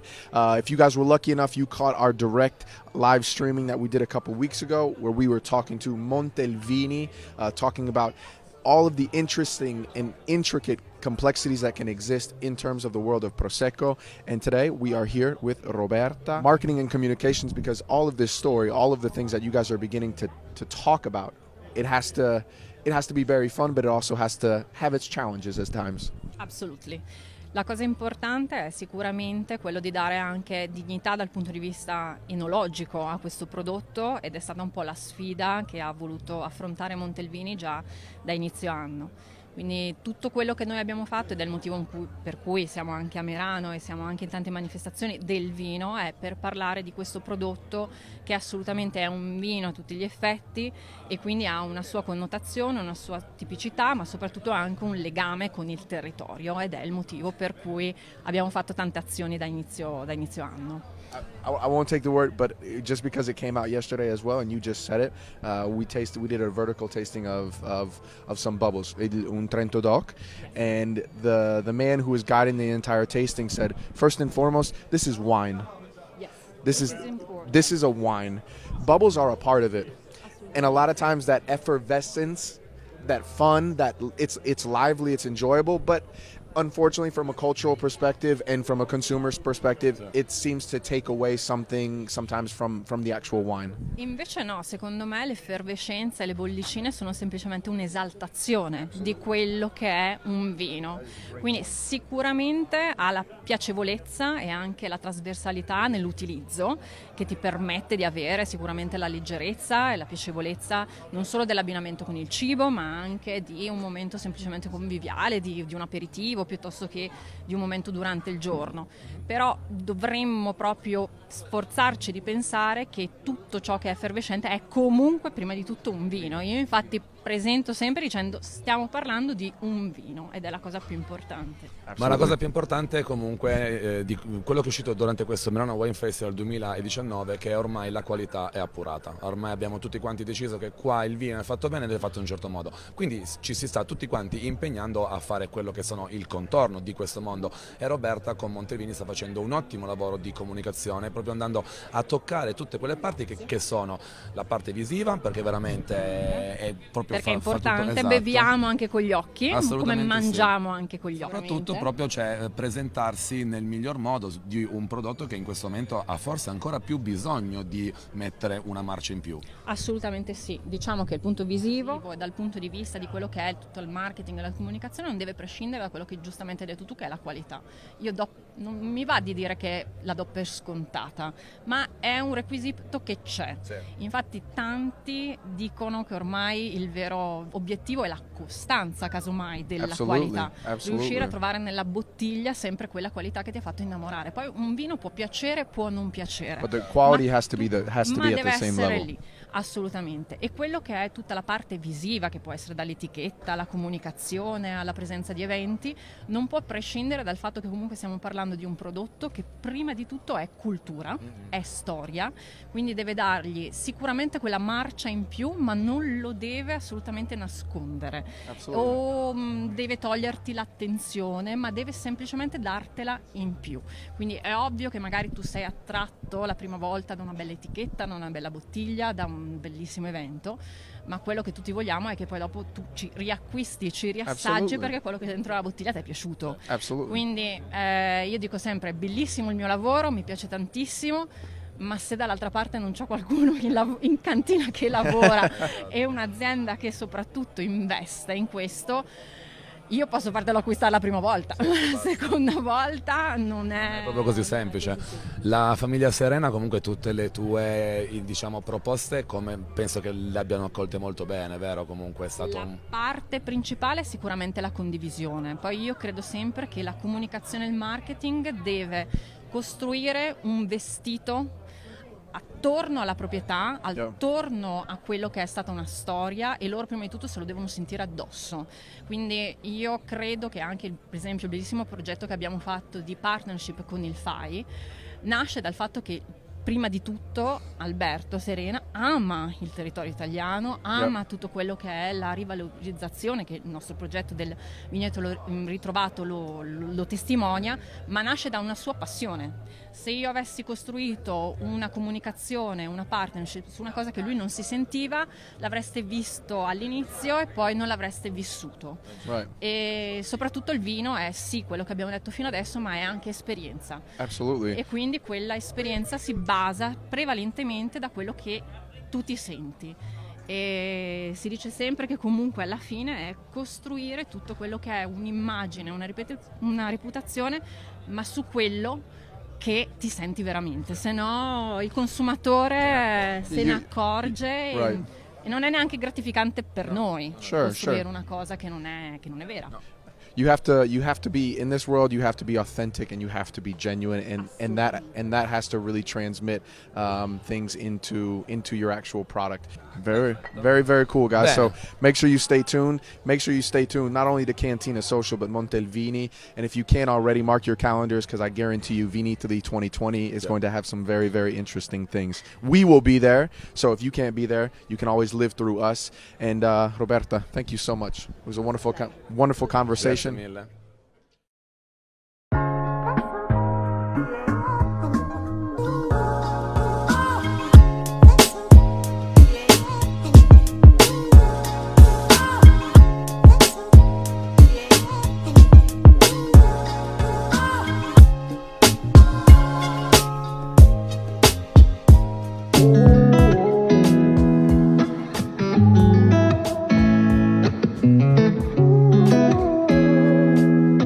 Del legno è cambiato negli ultimi anni, e i miei nonni e mio papà usavano legni differenti, anzi l'apporto del legno quasi non c'era nel vino, no? Erano dei contenitori di legno, e non davano, non interferivano nell'evoluzione. Ogni tonnelleria, quindi ogni fabbrica di barrique o tonneau ha un'impronta diversa sul vino, e quindi è bello, affascinante. Un'altra parte bella del nostro mestiere, provare diversi tipi di legno e sentire come si sposano con il legno, e ti danno delle, cioè non lo vanno a modificare, però gli danno delle impronte leggermente diverse, e questa è un'altra parte bellissima, no? Di questo, affascinante, bellissima e difficile di questo mestiere.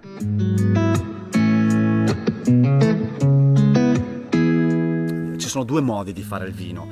C'è un modo costruito, che tu fai un vino per piacere, perché deve piacere a più gente possibile. Diverso invece è fare un vino seguendo quello che è il tuo territorio, no? Cioè, cercando di capire quali sono le sue peculiarità, e andando dietro, cercando di evidenziare i pregi e limitare i difetti. Noi cerchiamo di fare il vino che rispecchia il nostro territorio, perché non abbiamo alternative.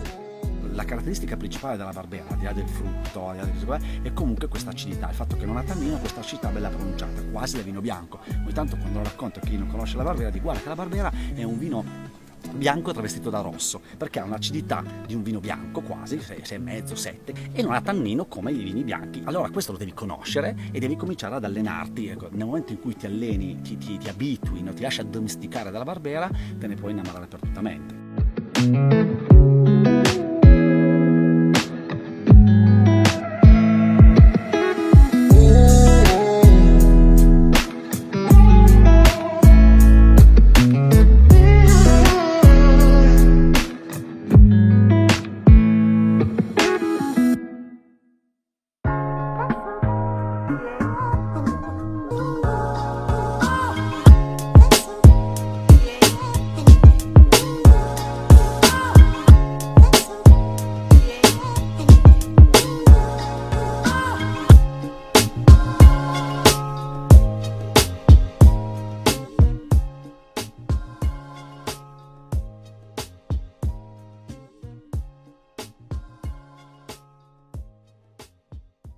Hey, you know who it is, you know what it is. We are Cantina Social, again, on the red carpet here at Merano WineFestival 2019, the 28th edition. We have a very, very special guest, someone that we've been excited to meet finally in person for a very long time.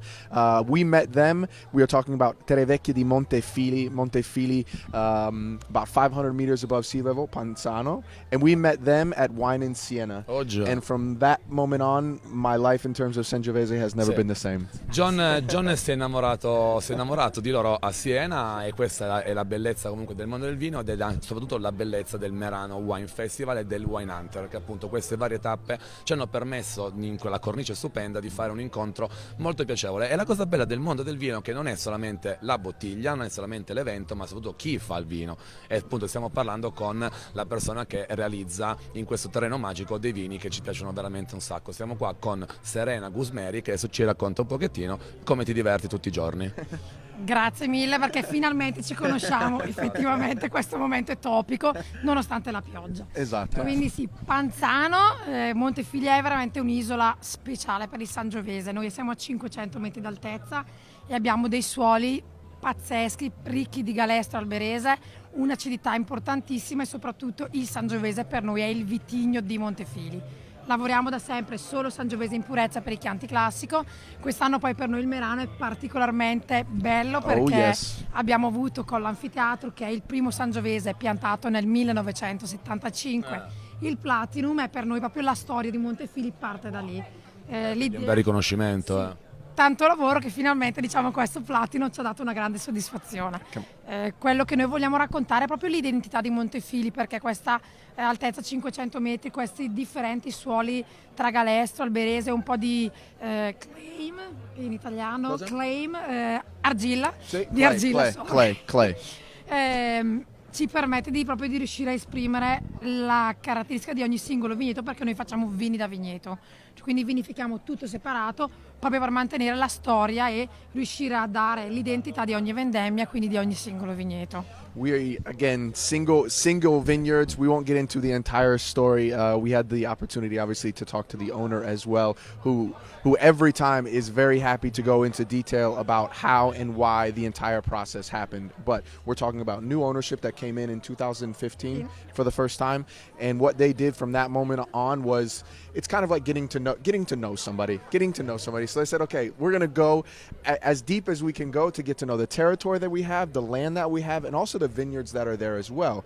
And what happened was they ended up dividing it in terms of, what was it? It was age with the vineyards and also the soil, different type. Soil disposition, yeah. Exactly. And by doing that, you put together 5 different wines. Right. Yeah. Italiano e inglese? No, okay. Quindi sì, abbiamo proprio sviluppato, considerate che abbiamo solo 1,80 ettari di Cabernet Sauvignon che utilizziamo per il Bruno di Rocca, il resto sono Sangiovese, che quindi stiamo poi sviluppando questa ricerca molto bella di queste 5 particelle, da cui è nata poi la gran selezione Vigna Vecchia, il Chianti classico. Quella mi piace un sacco.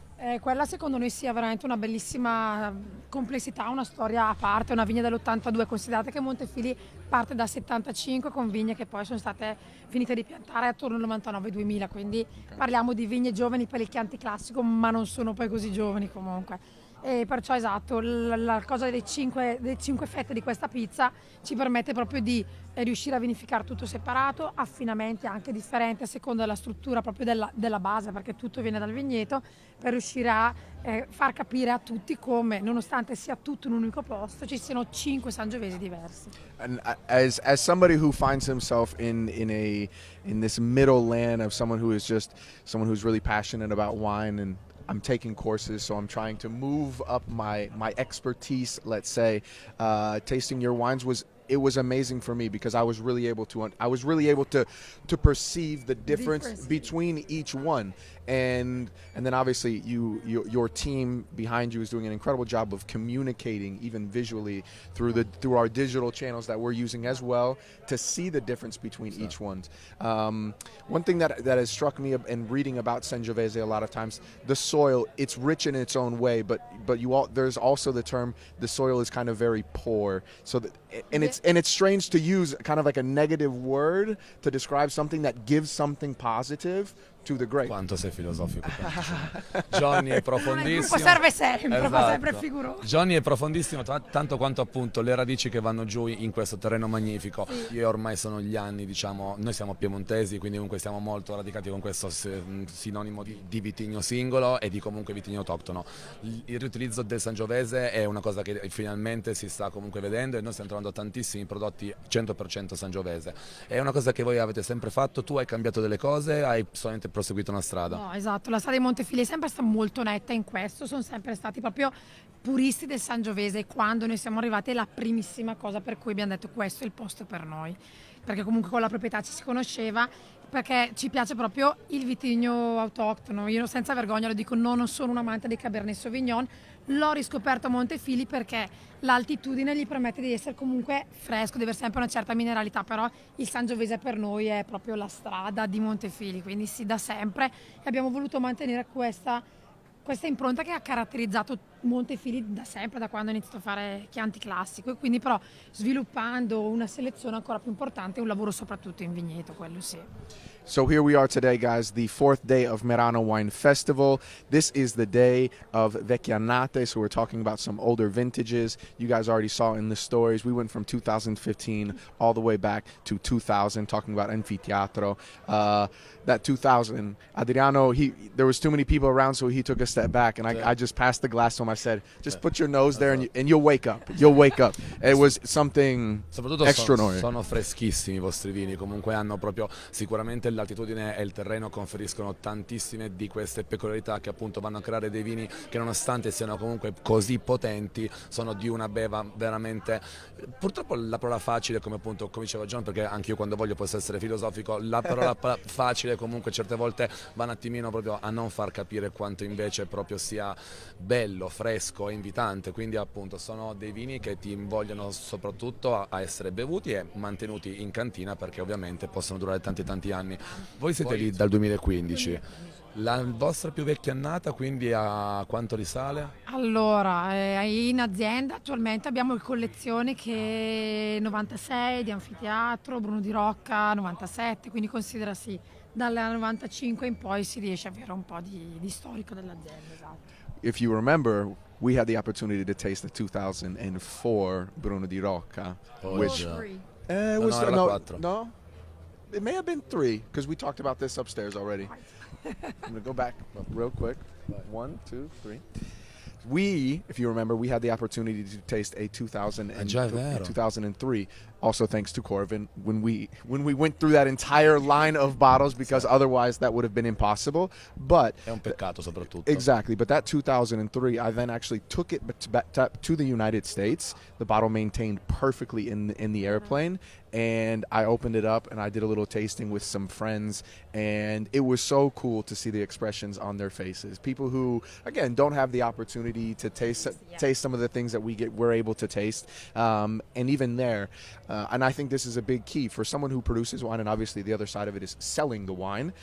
Somebody who's not an expert and just really found themselves completely enveloped in the wine, in every way, shape, and form. So hats off to you guys. I know you don't necessarily need it once you win platinum. Sì, esatto. Non è sicuramente Cantina Social che fa la differenza, ma vi dà sicuramente una mano. Esatto, noi siamo con te. Bene, Serena, grazie mille di Grazie tutto, a voi, ragazzi, grazie mille a Montefili. Esatto, però diciamo che dobbiamo comunque andare. Sì, assolutamente, perché rischiate che questa volta vi tiro le orecchie. No, esatto. E direi che non è il caso di farci sfidare ulteriormente. No. Bene, grazie. You know who it is, you know what it is. Cantina Social signing off. Montefili. If you guys can, make sure you go get your hands on a bottle or 10 and put some away because they become something very, very special. We'll see y'all very soon. Bella.